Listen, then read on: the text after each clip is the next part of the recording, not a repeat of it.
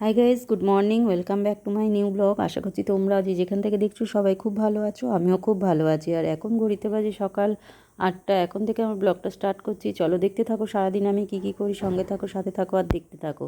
আর Renuka daily blogs channel থেকে তোমাদের অনেক স্বাগত। আর এই স্বাগত জানিয়েই আজকের ব্লগটা স্টার্ট করছি। আশা করছি তোমাদের এই ব্লগটা দেখতে খুবই ভালো লাগবে। চলো দেখতে থাকো সারাদিন আমি কী করি। সঙ্গে থাকো আর সাথে থাকো আর দেখতে থাকো।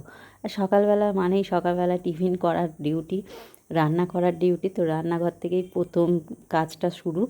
তো টিফিন বানাবো বলে একটু সবজি ভেজে নিচ্ছি, করব একটু চাউমিন। তো টিফিনে সবাই খাবে ওই জন্য করে নিচ্ছি।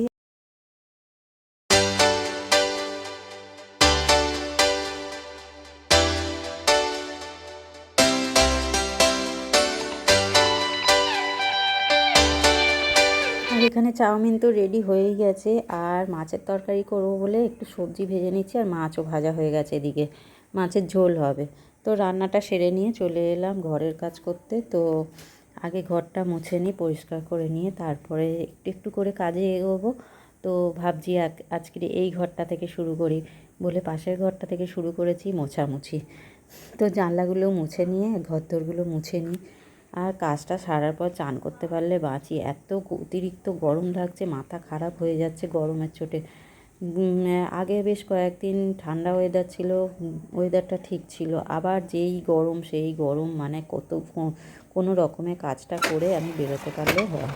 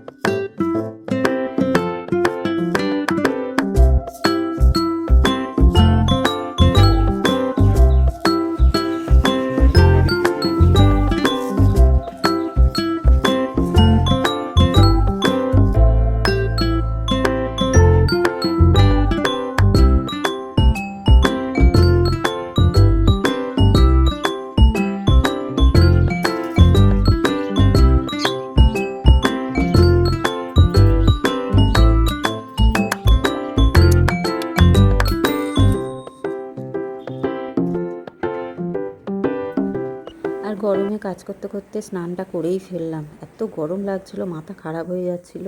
আর স্নান না করে কাজ করা যায় নাকি এতক্ষণ ধরে। ওই জন্য বেলাও হয়েছে অনেকটা, কাজকর্ম সারতে সারতে। তো এবারে পুজো দিতে যাব উপরে। তো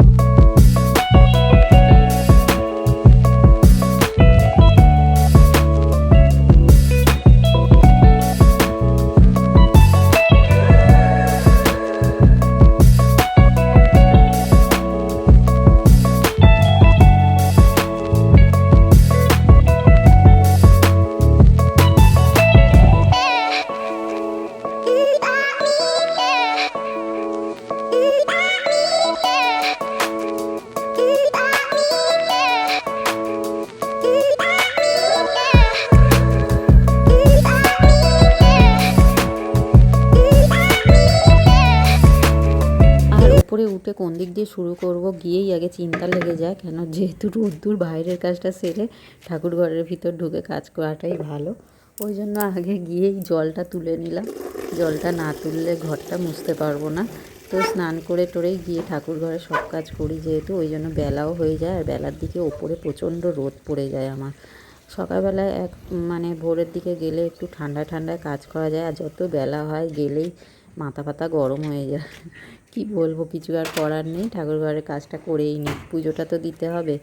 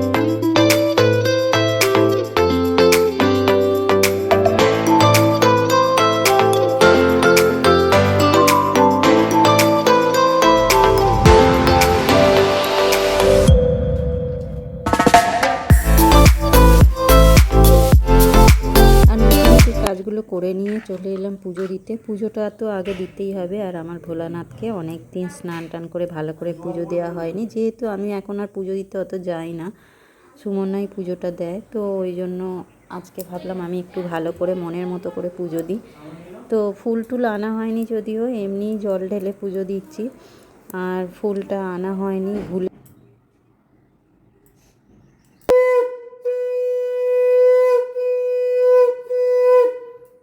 আর পুজো দেওয়া তো কমপ্লিট হয়েই গেল। এবারে জানলা টানলা বন্ধ করে দিয়ে নিচে যাব, কেন জানলা খোলা থাকলে না বলতো পাখি ফাঁকি ঢোকে, ওই জন্য খুলে রাখি না, যখন গিয়ে কাজ করি তখন খুলি, আবার বন্ধ করে দিয়ে নেমে আসি। আর আজকের দুপুরে দেখো রান্না করেছি পেঁপে আলুর তরকারি, পটলের ঝাল, মাছের ঝোল। এই ছিল আজকের মেনু। তো সবার ভাত তো দেয়া হয়েই গেছে, এবারে সব বসবে আর কি। আর সকালের পর থেকে আর সামনে আসিনি, কেন তারপরে স্নান টান করে খাওয়া দাওয়া করে একটু শুয়েছিলাম। আর এখন অভিজিৎ দোকানে যাবে বলে চা করতে বললো, চা খেয়ে নিলাম, চা খাওয়া হয়ে গেল দুজনে। আর এবারে এসেছি রান্নাঘরে রাতের খাবারের জন্য করে নিই। আজকে ছুটির দিন যদিও, তাও আজকে একটু করতে হবে, কেন রাতে যেহেতু কেউ ভাত খায় না, রাতে রুটি, তো সেইটা আমাকে বানাতে হবে। ওর জন্য তাড়াতাড়ি করতে চলে এলাম, কেন সন্ধ্যের পরে করলে না অনেকটা দেরি হয়ে যায়, ওই জন্য একেবারে গোছাবো, গুছিয়ে নিয়ে তারপরে ভাবছি রুটিটা করবো। নাহলে রুটিটা আগে করিনি, ওগুলো গোছাতে দেরি হবে। আটা মাখতে হবে, আটা মেখে তারপরে রুটি করবো। তারাও আর রাতের খাবার করে নিয়ে চলে এলাম। এখানে করলাম রুটি আর মাংসের তরকারি সকালে করেছিলাম, একটু কম হয়েছিল, ওই জন্য আবার এখন করি। দেখ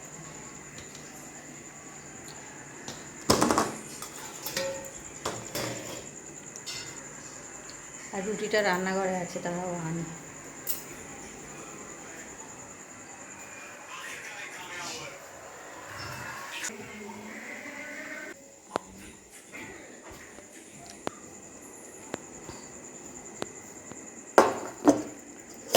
এখানে রুটি রেডি।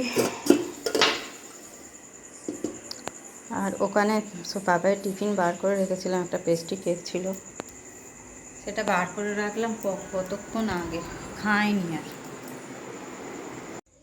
আর এতক্ষণ বসেই ছিলাম। আর সোনাই আর সুমনা দুজনে গেছিল, ঘুরতে গেছিলো গল্প করতে দিদিদের বাড়ি। আর সেখান থেকে গিয়ে কেক নিয়ে চলে এসেছি, কেন আজ মাদার্স ডে, সকালবেলা আজ বলেছিলাম আজ তোরা কিছু করিস নি, ওই জন্য আজকে দুজনে মিলে গিয়ে, আমাকে কিছু জানায়নি, ওই জন্য দুজনে গিয়ে কেক নিয়ে এসছে। তো চলো এখন কেকটা কাটবো।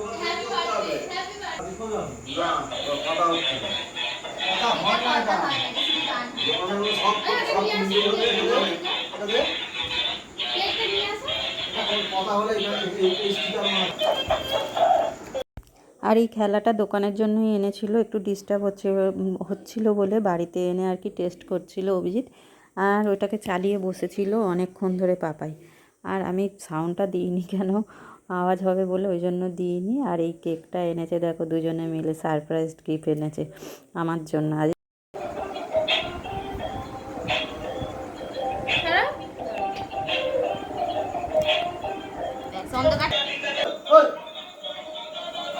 ওইটা কেন বসাবি তো,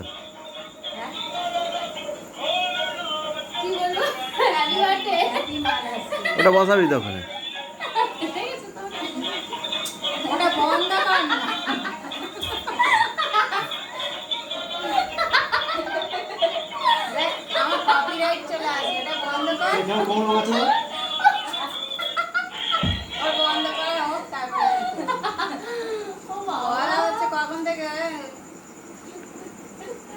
ঢুকিয়ে দে ওটা প্যাকেটে।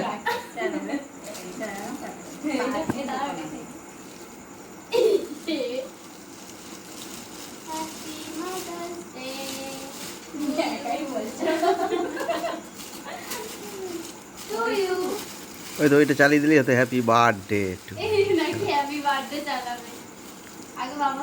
ওটাই মাদার্স করে দিত, মাদার্স ডে গিফট, ছোট্ট গিফট।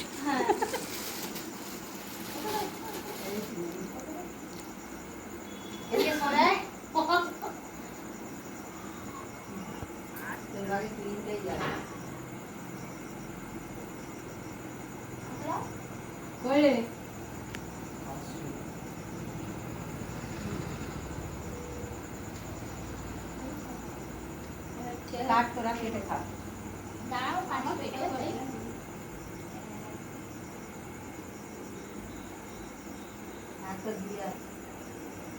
আর মাদার্স ডের এই ছোট্ট গিফটটা আমার কাছে অনেক বড় পাওয়া।